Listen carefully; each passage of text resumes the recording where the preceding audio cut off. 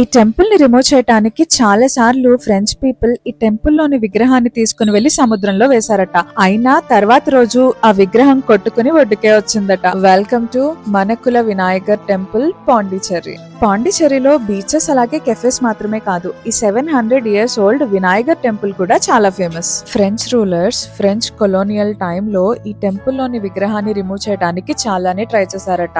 ఎన్నిసార్లు French rulers ఆ విగ్రహాన్ని తీసుకుని వెళ్లి సముద్రంలో వేసినా తర్వాత రోజు విగ్రహం కట్టుకుని ఒకే ప్లేస్ కి వచ్చి ఉండేదట.